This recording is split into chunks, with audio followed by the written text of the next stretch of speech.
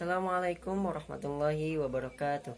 Perkenalkan, nama saya Muhammad Lutfi Hasan dari kelas 12 IPS angkatan 5 di SMIT Azkia.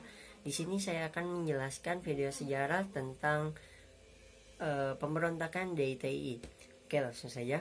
Pada masa awal kemerdekaan, muncul keinginan untuk menjadikan Indonesia sebagai negara teokrasi. Keinginan tersebut muncul dari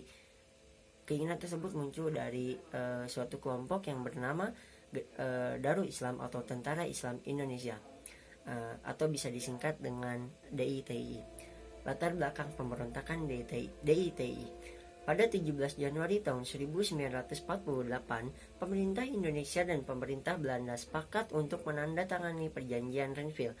Salah satu keputusan penting perjanjian Renville tersebut yaitu disetujuinya sebuah garis demarkasi yang memisahkan wilayah Indonesia dengan daerah kependudukan Belanda.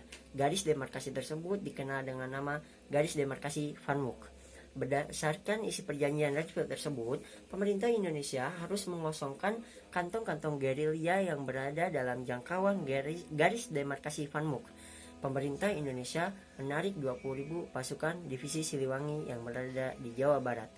Pasukan yang dipimpin oleh Kolonel Ahana Sution tersebut melakukan perjalanan ke Jawa Tengah yang masih merupakan daerah kekuasaan Republik Indonesia. Peristiwa tersebut dikenal dengan nama Long March Siliwangi. Oke, selanjutnya jalannya pemberontakan DITI. Perpindahan pasukan divisi Siliwangi dari Jawa Barat menuju Jawa Tengah ditentang oleh Sekar Marijan Kartosoewirjo. Kartosoewirjo merupakan pemimpin pasukan Laskar Hizbullah. Menurutnya, ia berpendapat bahwa dengan keluarnya pasukan divisi Siliwangi dari Jawa Barat menuju Jawa Tengah, sama halnya dengan menyerahkan Jawa Barat kepada pihak Belanda. Ia menolak untuk mengikuti pasukan divisi Siliwangi melakukan perjalanan ke Jawa Tengah dan memilih untuk tetap tinggal di pedalaman Jawa Barat bersama para pengikutnya. Sikap pertentangan Kartosoewirjo terhadap pemerintah Indonesia kembali diperlihatkannya melalui pembentukan Gerakan Darul Islam dan Tentara Islam Indonesia. Dalam gerakan tersebut, Kartosoewirjo berupaya untuk mewujudkan cita-citanya untuk mendirikan negara Islam. Cita-cita tersebut berhasil terwujud setelah ia memproklamasikan negara Islam Indonesia pada tanggal 7 Agustus 1949 di Desa Cisayong, Tasikmalaya, Jawa Barat. Dalam perkembangannya, DITI berhasil menyebar ke beberapa wilayah di Indonesia, di antaranya wilayah Jawa Tengah, Kalimantan Selatan, Sulawesi Selatan, dan Aceh. Pengaruh DITI yang berada di Jawa Tengah terpusat di Brebes, Tegal, dan Pekalongan. Gerakan tersebut dipimpin oleh Amir Fatah. Pengaruh DITI juga masuk ke wilayah Kebumen melalui seorang tokoh bernama Kiai Mahfud atau dikenal dengan nama Kiai Sumalongo. Gerakan DITI yang berada di Jawa Tengah mendapat kekuatan yang cukup kuat karena mendapat dukungan dari Batalion 426. Gerakan DITI yang berada di Sulawesi Selatan dipimpin oleh Khan Muzakkar.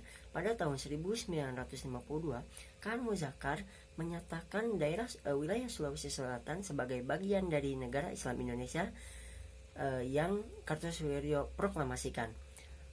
Sementara itu, gerakan DITI yang berada di Kalimantan Selatan dipimpin oleh seorang mantan anggota TNI yang bernama Ibnu Hajar. Sama halnya dengan Khan Muzakkar, Ibnu Hajar juga menyatakan gerakannya tersebut sebagai bagian dari NII Kartosoewirjo di Jawa Barat. Gerakan DITI yang berada di Aceh berkembang di bawah pimpinan Daud Bere. Ia merupakan mantan gubernur daerah istimewa Aceh pada masa agresi militer Belanda 1. Oke, langsung ke upaya penumpasan DITI. Upaya penumpasan DITI ditandai dengan pelaksanaan Operasi Baratayuda pada tanggal 1 April 1962. Dalam pelaksanaan operasi tersebut menyebabkan satu persatu pimpinan DITI menyerahkan diri. Penyerahan diri tersebut dimanfaatkan oleh Kolonel Ahana Sution penyerahan diri sejumlah tokoh sentral DITI tersebut dimanfaatkan oleh Kolonel Ahmad Nasution untuk menerapkan strategi pasukan gabungan rakyat berantas tentara Islam. Dalam strategi tersebut, pasukan pemerintah Indonesia menghimpun keterangan dari sejumlah tokoh DITI yang telah tertangkap. Lalu pada tanggal 4 Juni 1962, Kartosoewirjo berhasil ditangkap di Gunung Geber dan dieksekusi mati pada tanggal 5 Desember tahun 1962. Lalu dengan tertangkapnya Kartosoewirjo tidak mengakhiri upaya penumpasan pemerintah Indonesia untuk mengakhiri pengaruh DITI di Indonesia.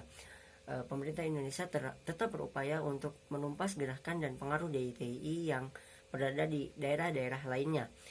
Contohnya, penumpasan di daerah Jawa Tengah dilancarkan dengan 2 operasi, yaitu Operasi Merdeka Timur dan Operasi Gerakan Banteng Nasional.